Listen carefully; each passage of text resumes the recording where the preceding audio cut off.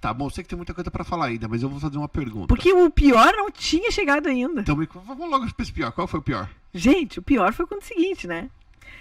Aí, o tempo foi passando, porque assim, Paulo, imagina, tu é homem, tu vai saber.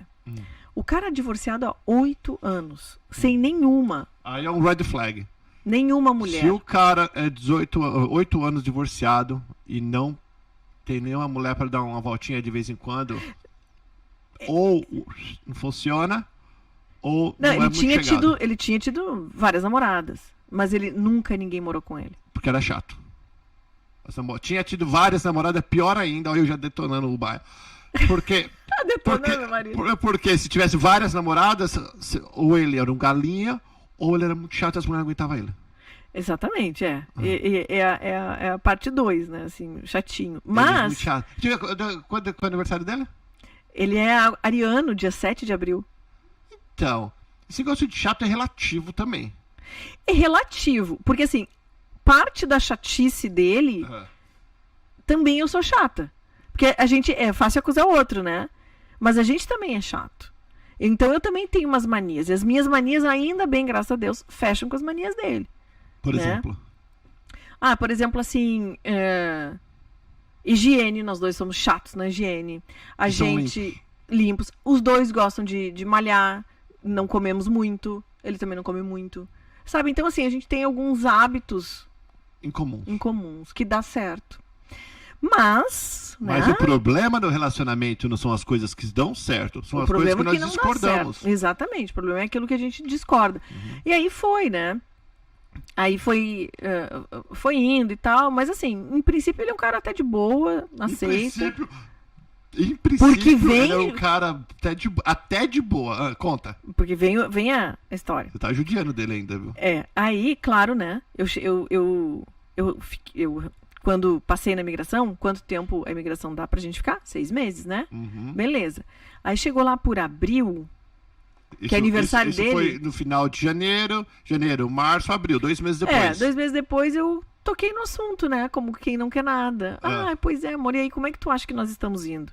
Nós estamos indo bem, tem algumas diferenças e tal. Mas eu também sou uma pessoa muito respeitadora, Paulo, do espaço do outro, sabe? Procuro, não sou perfeita, mas eu procuro respeitar a individualidade de cada um. Não chego chegando e querendo impor tudo da minha vontade, porque acho que assim não funciona. E aí fui, então, levando de boa e tal. E aí, em abril, cheguei, né, e perguntei pra ele, mas e aí, amor? Como é que estamos? Como é que a gente tá indo e tal? Estamos indo bem. Tarará, tarará. Então, veja bem. Eu estou pensando na data do nosso casamento. Você chamou pro checkmate ali. Chamei pro checkmate. E aí, meu amigo, sabe o que ele me disse? O quê? Não estou pronto pra casar. Não acredito. Ele só tava querendo pegar você. Ele tava querendo pegar. E não queria... Mas ele levou pra dentro de casa. Levou pra dentro de casa. E qual é o problema de casar, então? Porque não sabia que... ele não estava gostando de você o suficiente, ou ele não estava seguro o suficiente com você. Difícil saber, né? Mas eu tenho essa resposta hoje, né? Assim, qual era o problema, o depois. E quando ele me falou aquilo, Paulo, te juro, o meu mundo desabou. Eu fiquei sem chão. Por quê? Porque, né, eu tomei todas essas providências e nós estávamos indo bem. Divergência, todo casal tem, né? Briguinha, uma coisinha e tal. Mas a gente não estava tendo problemas em nível de valores, assim, coisas mais sérias. Então estava indo bem. E aquilo, quando ele me fala, e eu já certa, né? Já pensando em comprar vestido, já planejando tudo, como é que vai ser, contando e as amigas sempre perguntando, a família perguntando, não, tá tudo indo muito bem. E ele me vem com aquela de que eu não estou pronto para casar contigo. E... Quer dizer, ele falou, filho, você já tá com 51 anos. 52. 52 anos, não tá pronto? Filho, você tá passando do ponto, já tá apodrecendo. Logo que não vai querer você sou eu. Aí... o meu chão desabou, Paulo, fiquei assim, arrasada aquele dia, e aí eu vou te dizer uma coisa, esse é o espaço que a gente define o nosso futuro, o nosso destino. Eu não tinha controle sobre o que o outro estava fazendo. E a partir daquele momento, qualquer coisa que eu fizesse, eu poderia estragar aquele relacionamento e destruir o meu destino. E é nesse espaço de tempo que a gente busca a inteligência emocional, o controle das nossas emoções, para colocar a nossa vida no prumo e fazer o que tem que ser feito. Agora, peraí, calma aí que deixa eu cortar. Que aqui eu corto. Que eu não vou Faustão, mas eu corto. Você falou que nesse momento você poderia ter estragado o relacionamento. Mas às vezes, talvez nesse momento, seria a opção de você enxergar. Eu estou sendo tô falando no outro lado. Sim. Que é enxergar que esse não é um bom relacionamento. Tô dando exemplo. Sim, tá? sim, claro. Então, só que você, como estava apaixonadona, você falou, bom, eu vou contornar isso para continuar buscando e tendo aquilo que eu quero. Se eu tivesse com ele só pelo documento, sim, eu poderia ali ter estourado tudo. Mas eu gostava dele, Você não queria perder ele. Eu não queria perder ele. Eu não queria perder ele. Uhum. Eu não tenho queixa dele. Ele é um cara bom comigo, sabe? Ele é um cara que me respeita, que me trata bem. Não é perfeito, né? Tem as nossas diferenças, mas é um cara que estava me tratando bem. Eu não tinha motivo suficiente para dizer assim, então tá, eu não te quero mais. Eu iria sofrer se eu fizesse isso. E eu já estava sofrendo, entre aspas, por ele ter dito aquilo. Por ele ter dito aquilo, longe do meu filho, longe do Brasil, ter mudado toda a minha vida. Então, assim, eu não queria trazer mais problema para mim. E eu acho que isso é uma coisa que a gente tem que refletir, né? Talvez, assim, não seja o momento agora quando a gente tem muitas coisas, muitas demandas para lidar, a gente tem que escolher as demandas que a gente vai ter que lidar, com os problemas que a gente vai ter que lidar. 10 problemas eu não consigo dar conta. Mas eu dou conta de 5. Então, naquele momento, eu disse assim, cara, não tem por que eu arranjar mais um problema agora, terminar um relacionamento que eu gosto dele, pelo meu ego, né? Por eu não ter gostado de ouvir algo que ele falou. Muito importante o que você falou, o ego, o orgulho. O ego, o orgulho, destroem a gente. E é difícil, né? Tem até um livro, Paulo, chamado O Ego é o Inimigo, do Ryan Holiday, que é um autor americano. O ego nos destrói. Então vai ver. Então vou dar o troco. Então eu vou isso. Então agora quem não quer sou eu. A torcer, não, isso aí. Cara, isso é orgulho idiota, desculpa, mas não leva a pessoa a ter bons resultados. Ali eu disse assim, ok, eu vou respeitar a tua opinião. E claro, né? Aí eu liguei pra minha amiga, essa de Miami, e ela disse o seguinte, eu liguei chorando pra ela. E disse, ele não quer casar comigo, eu não sei o que lá. Tadinha. Tava a Paula arrasada. E ela disse assim, Milene, faz o seguinte, pega tuas coisas, faz uma mala, vem pra cá e fica uma semana aqui. De vez. Pra botar tua cabeça no lugar, assim, pensar, ver o que tu vai fazer agora. Aí terminei de falar com ela, olhei pra minha agenda, assim, aí isso era uma terça-feira. Aí foi no domingo de manhã, eu tava saindo pra ir pra Miami. Aluguei um carro. E... Quanto tempo com ele já? 2 meses. 2 meses e alguma coisa. Isso foi abril, Uhum. Aí, Paulo, eu falei pra ele, disse assim, amor, depois disso que tu me falou, eu fiquei, não vou te negar que eu fiquei impactada, né, porque é algo que eu não esperava. Até porque nós conversamos sobre isso e aqui eu não vou ficar ilegal. Foi uma decisão minha. Jogou, agora ela falou, eu vou jogar essa isca, porque se ele estiver apaixonado, ele vai fisgar. Exatamente. Aí eu disse pra ele, olha, aqui ilegal eu não fico. Eu não preciso disso. Eu não larguei tudo no Brasil pra vir pra cá, pra ficar numa condição ilegal. Não, eu não mereço isso. Aos meus 45 anos, com um filho, bem-sucedida no Brasil, não tem por que eu passar por esse tipo de situação. Então eu vou fazer o seguinte, eu vou te dar uma semana pra tu pensar. Tu já tem subsídio suficiente para saber se eu sou uma mulher que vale a pena ou não. Tu já me conhece. Não é mais 1 mês, mais 2 que vai fazer a diferença. Nessas alturas do campeonato, a gente já tá junto. Nós já estamos juntos aí há 7, 8 meses. Já deve fazer sentido para ti se vale a pena continuar esse relacionamento ou não. Então eu vou fazer o seguinte. Eu vou para Miami, eu vou ficar 1 semana lá. Na casa da minha amiga, trabalhando de lá. Tu fica aqui. Tu vai ter mais espaço e quando eu chegar, a gente conversa. E aí eu vou pedir que realmente tu tome uma posição. Então, eu fui para Miami, fiquei lá. Ele deixou você ir? Eu já não deixaria. Não que eu não deixaria, ele impediria. Eu ia falar, não, meu amor. Ali eu já ia tremer de ver que eu estava te perdendo. Pois é. E eu acho, ele deixou eu ir, e eu acho que... Eu te confesso que eu queria essa reação. Você queria a reação que eu teria. Eu queria essa reação. Não vai, tu é minha mulher e tu vai ficar aqui. Exatamente, é o que eu faria. É. E ele deixou eu ir. Ele, então tá, então vai. Aí você falou, realmente ele não me quer. Porque, mais uma vez, ele se decepcionou com o que você estava esperando. Mas assim, eu não tava com tanta expectativa assim, não. A minha expectativa já tinha, não tinha mais o... Eu já não tinha mais muita expectativa ali com ele, sinceramente. Eu esperava, até sim, mas num nível... Lá no Fundinha queria, mas não estava esperando. No Fundinha queria, exatamente, de 0 a 10, nível 1, sabe? Tipo assim, legal se fizer, mas ok. E aí eu fui pra Miami, fiquei uma semana lá, e Paulo, todos os dias esse homem me ligava. Todos os dias esse homem me ligava, onde é que tu tá, o que tu tá fazendo, e aí, o que eu fiz? 2 coisas, e aí entra a inteligência emocional. Primeira delas, de forma prática, quais eram as minhas opções, né?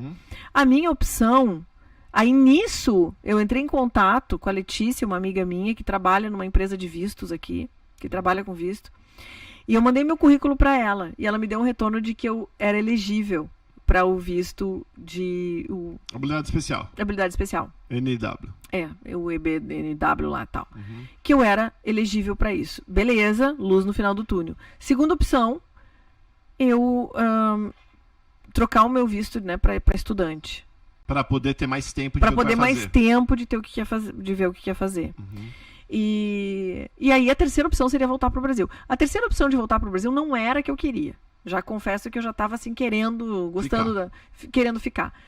E aí eu falei, aí eu já comecei a ver preço de escola, né, para estudar inglês, já comecei a contatar com algumas pessoas e tal, para ver quanto é que custa, como é que ficaria, onde é que seriam as escolas, porque daí é uma carga horária bem puxada, né, para estudar inglês, para trocar o visto para estudante.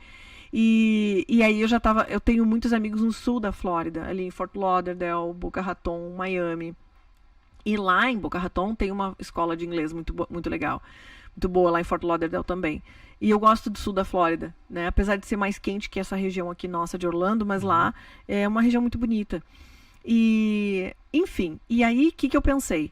Bom, minha primeira opção, visto de estudante. Mas segunda opção seria aplicar para o EB2 e a terceira opção ir embora para o Brasil. Só que todas essas opções, obrigatoriamente eu teria que deixar de morar com ele, né? Que a primeira opção seria realmente ir para o sul da Flórida. Cheguei para ele, né, no dia que eu voltei, então de Miami, cheguei em casa e disse, amor, quero conversar contigo à noite. Peraí, rapidinho. Já que já tá virando programa de namoro, vamos lá. Durante esta semana... Que vocês falaram todos os dias. Todos os dias ele me ligava. E aí ele ficava perguntando. E se a gente casar? Aí ele ficava me perguntando, e se? E se a gente casar, quanto tempo leva pra tu ficar? Né, ele começou a me perguntar coisas. Ele estava inseguro. Ele estava inseguro. Aí, olha só. Vai vir a melhor parte aí. Agora tem a melhor. Aí as coisas vão melhorar. E aí cheguei, e aí eu disse pra ele assim, olha, eu quero conversar contigo. Daí, naquela noite, eu fiz uma janta especial pra ele. O que você fez? Eu fiz o que ele gosta. Eu fiz chicken wings. Asinha de frango. Fritinha. Fritinha. Fiz na air fryer, né? Sem fritura. Sem óleo. Sem óleo. Aí fiz um jantarzinho especial ali e tal, parará. O clima agradável, clima leve, sem cobrança, nada. Como você estava nesse momento? Porque você veio falando com ele a semana inteira, então você já sabia que ele estava querendo voltar. Não voltar, que vocês não terminaram.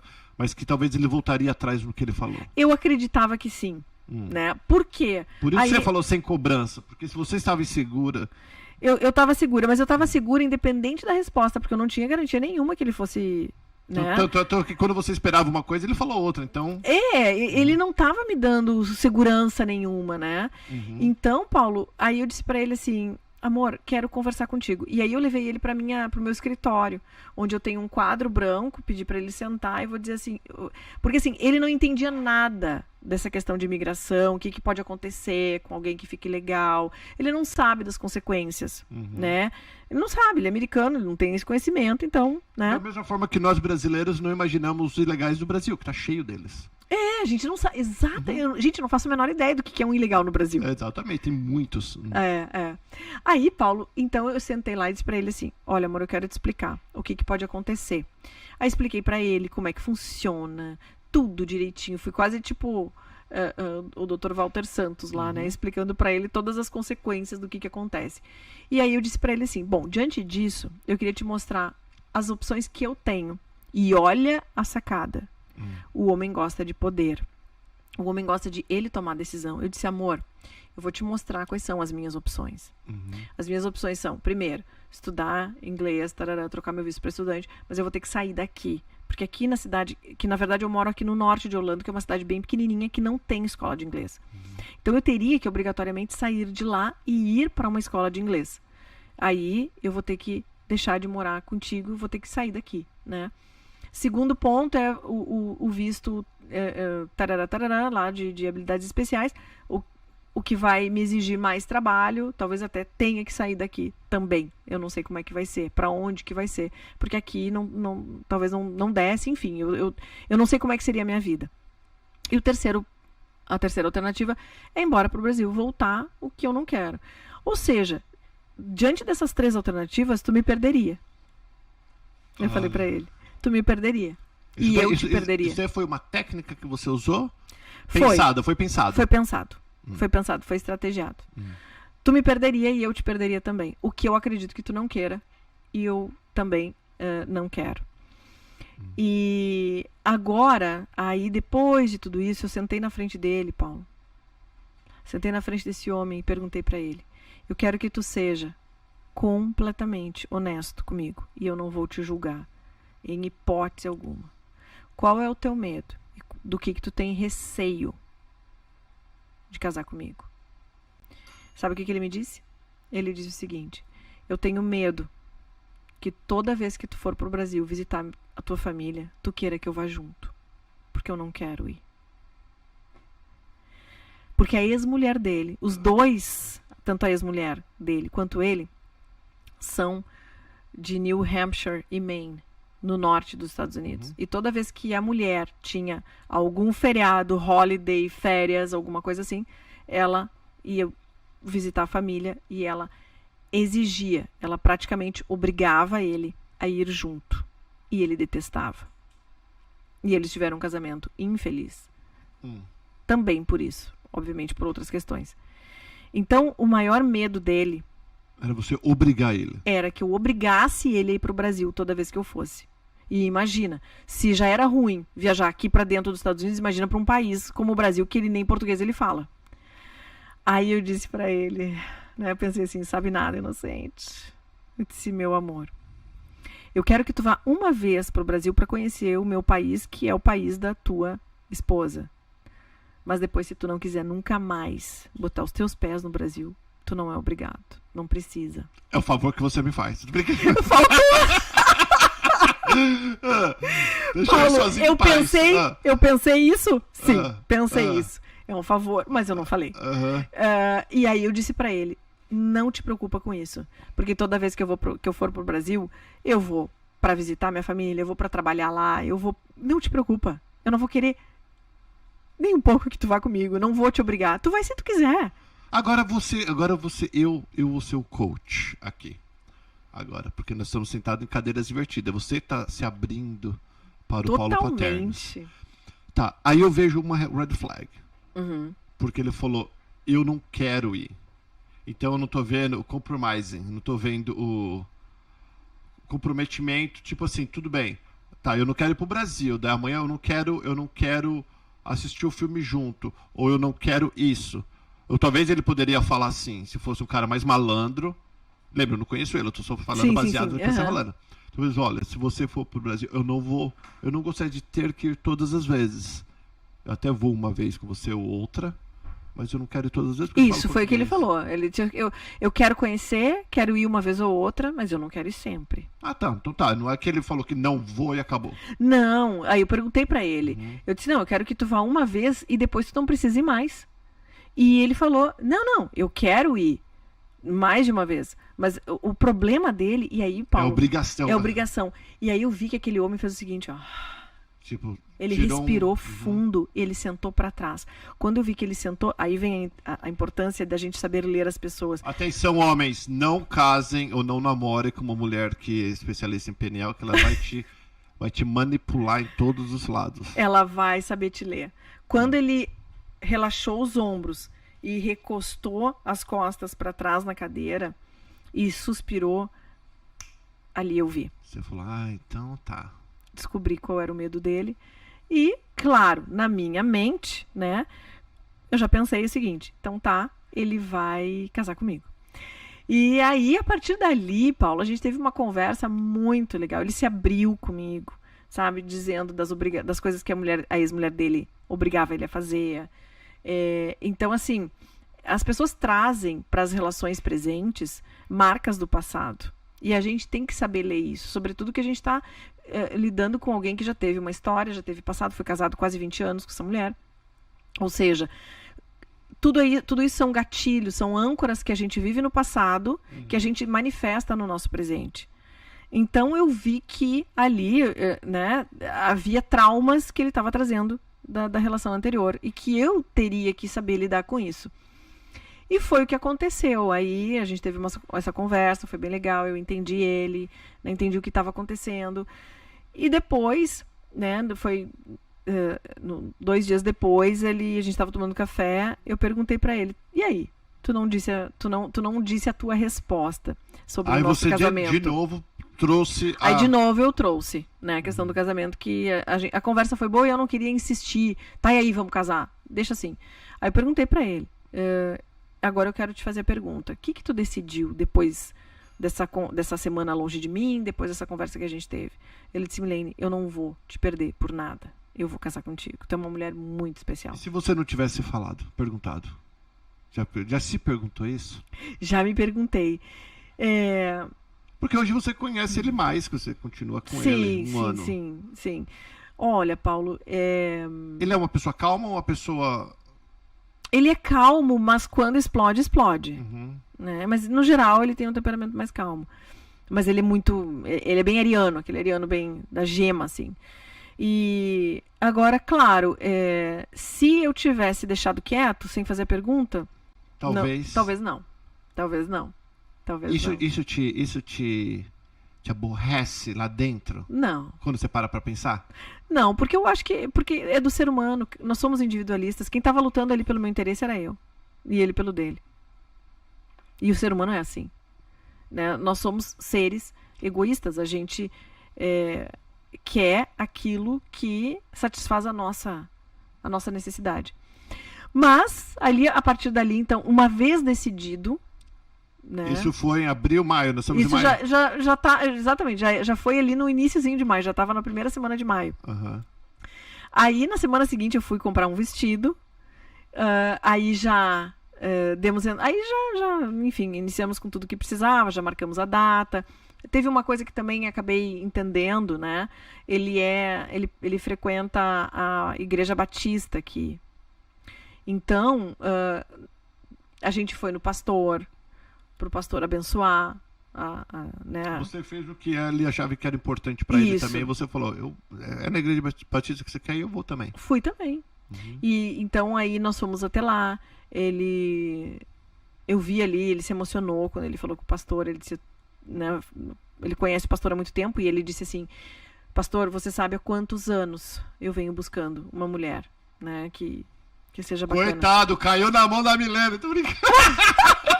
Imagina! Tô brincando, sabe essa menina? Sabe lá onde é que ele tava botando o pé dele. Não. Eu sei a mulher que eu sou e que eu posso fazer na vida de um homem. E aí, então, marcamos a data e, Paulo, dia 21 de junho do ano passado, estava eu no altar da igreja. 21 de junho. 21 de junho. dia que iniciou o verão aqui e que iniciou o inverno no Brasil, 21 de junho. Não faz nem um aninho que casada ainda. Não faz nenhum ano. Não faz nenhum ano. Deixa eu falar uma coisa aqui, porque eu tô lendo os comentários, né? Tem gente que fala, ó, a Milene é manipuladora. Pessoal, é o seguinte, não é o manipulador. Se ela não tivesse falado a palavra PNL, que tinha sido, você não ia estar falando isso. O problema é o seguinte, ela queria uma coisa e ela lutou por aquilo. Quando a gente quer uma coisa, seja até salvar um relacionamento, ou conquistar uma pessoa, ou um emprego, ou o que seja, você tem que usar todas as ferramentas que você tem para você conquistar. Ponto. Isso é independente o que é. Se você quer o que você queira na sua vida, se você não lutar por aquilo, a chance de você conseguir é pouca. Né? E quanto mais a gente luta, mais valor a gente dá. Tem essa também, que a gente acaba... Por isso que a gente ama os nossos filhos, porque é pequenininho, a gente limpa a bunda, vai crescendo, dá de comer, para lá. Então quando fica grande, marmanjo, enche o saco, a gente não mata. Porque a gente aprendeu a amar. Como? Servindo e trabalhando por aquilo. Né? Então eu acho que quem falou manipulador... Agora, ela usou as ferramentas que ela tem, óbvio, eu usaria também. Tem mulher que usa o charme, que tem um corpão, que ela não tem. Mas estou falando, a mulher usa o corpo... Exatamente. O homem usa o músculo, o dinheiro. O homem usa o dinheiro. Qual que é a diferença? O homem não usa um carrão. Cada um usa o que tem. Pra conquistar uma mulher. A mulher usa o corpo. E aí que tá, Paulo. A diferença do sucesso e do fracasso é o significado que a gente dá para as coisas que acontecem na nossa vida. Eu posso entender assim, ela é manipuladora, porque ela tá manipulando o cara. Ou ela tá usando persuasão. Eu persuadi? Sim, persuadi. E com o maior orgulho. Porque... essa é a diferença. Um bebê de 6 meses manipula a mãe. Se a gente pode fazer essa analogia. E é bem e aí a gente sabe. A criança manipula. Aquele bebê que chorava e a mãe dava, hoje vira esse marmanjo que quando não consegue com as coisas, reclama, chorão. Exato. Se você é a pessoa que só reclama quando não consegue o que você quer, que você grita, que você faz esperneia, você era aquele bebezinho que chorava, enchia o saco e a mãe dava. Exatamente. É isso que você traz pela vida inteira. Não é isso? Exatamente assim.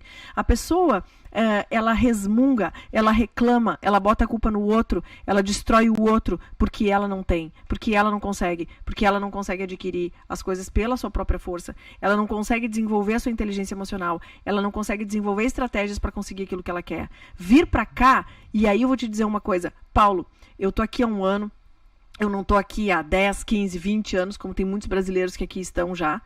E eu tenho conversado com muitos brasileiros que estão aqui já há muitos anos, 10, 15, 20. E a gente vê a vida do brasileiro aqui, ela não é fácil. É muito fácil dizer assim, olha, a Milene tá lá em Orlando, tá tirando foto na Disney com o Mickey, o Paulo tá lá, assim.